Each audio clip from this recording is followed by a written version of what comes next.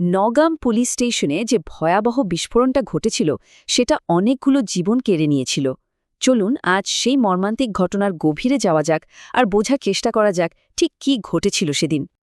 সময়টা ছিল ১৪ই নভেম্বর, রাত প্রায় 11:30। শ্রীনগরের নওগাম এলাকা যখন শান্ত হয়ে আসছে, ঠিক সেই সময়ে একটা ভয়ঙ্কর বিপর্যয় ঘনিয়ে আসছিল। পুলিশ স্টেশনের ভেতরে তখন চূড়ান্ত ব্যস্ততা। ফরেনসিক বিশেষজ্ঞ আর তদন্তকারী কর্মকর্তাদের একটা দল সেখানে কাজ করছিলেন। তাদের সামনে ছিল একটা বড় সন্ত্রাসবিরোধী অভিযানে বাজেয়াপ্ত করা অত্যন্ত বিপজ্জনক বিস্ফোরক সামগ্রী। আর ঠিক তখনই একটা প্রচণ্ড বিস্ফোরণে কেঁপে উঠল পুরো স্টেশনটা। এক মুহূর্তে সবকিছু তছনছ হয়ে গেল। তাহলে চলুন দেখে নেওয়া যাক এই বিস্ফোরণের পর ঠিক কী হয়েছিল এবং এর মানবিক ক্ষতি কতটা মারাত্মক ছিল। এই বিস্ফোরণে সরাসরি প্রাণ হারান ৯ জন, আর এরা শুধু একটা সংখ্যা নন, এদের প্রত্যেকেরই আলাদা পরিচয় ছিল, আলাদা দায়িত্ব ছিল যা তারা পালন করতে এসেছিলেন। ব্যাপারটা ভাবুন একবার, কারা ছিলেন সেখানে?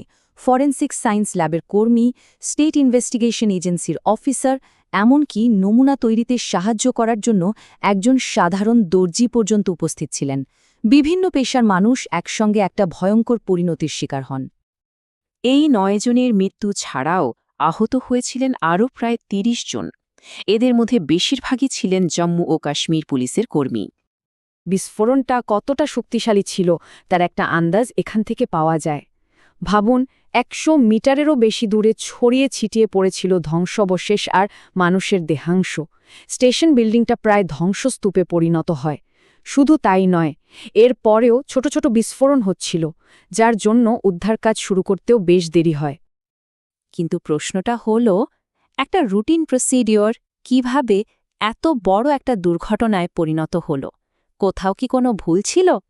ঘটনার কেন্দ্রে ছিল প্রায় ৩৫০ কেজির মতো বিস্ফোরক, অ্যামোনিয়াম নাইট্রেট আর তার সাথে আরও কিছু মারাত্মক অস্থিতিশীল আর সংবেদনশীল রাসায়নিক, যা একটা বড় জঙ্গি মডিউলের থেকে বাজেয়াপ্ত করা হয়েছিল। সরকারিভাবে কিন্তু বলা হচ্ছে যা কিছু করা হচ্ছিল সবই নাকি স্ট্যান্ডার্ড অপারেটিং প্রসিডিওর বা এসওপি মেনে করা হচ্ছিল, অর্থাৎ নিয়ম মেনে কাজ চলছিল। একদিকে বলা হচ্ছে সব নিয়ম মানা হয়েছে, আর অন্যদিকে বাস্তবতা দেখুন, ৯ জনের মৃত্যু, ৩০ জনের বেশি আহত আর একটা ভয়ঙ্কর বিস্ফোরণ। এই দুটো বিষয় পাশাপাশি রাখলে কিন্তু অনেকগুলো প্রশ্ন উঠে আসে। আচ্ছা, এই বিস্ফোরকগুলো পুলিশ স্টেশনে এলো কোথা থেকে? সেটা বুঝতে হলে এর পেছনের ঘটনাটা একটু দেখতে হবে।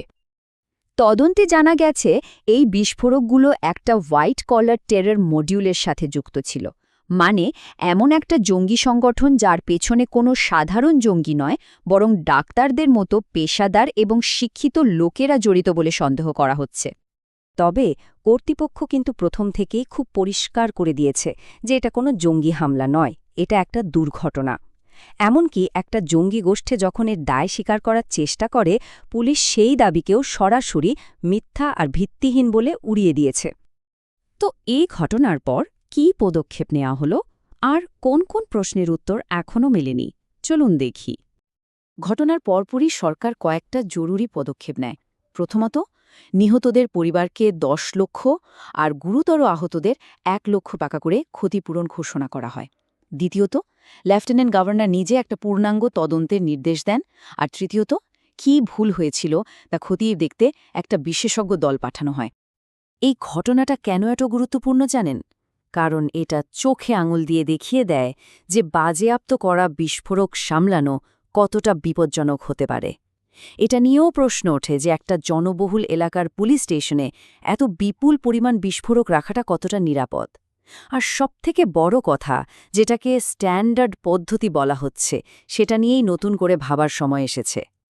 তাহলে শেষ প্রশ্নটা এটাই দাঁড়ায়, যখন প্রায় ৩৫০ কেজি বিস্ফোরক আর স্ট্যান্ডার্ড প্রসিডিওর মিলে এমন একটা ভয়ঙ্কর ট্র্যাজেডি ঘটাতে পারে, তখন ভবিষ্যতে এমন ঘটনা আটকানোর জন্য ঠিক কোন জিনিসটা বদলানো দরকার?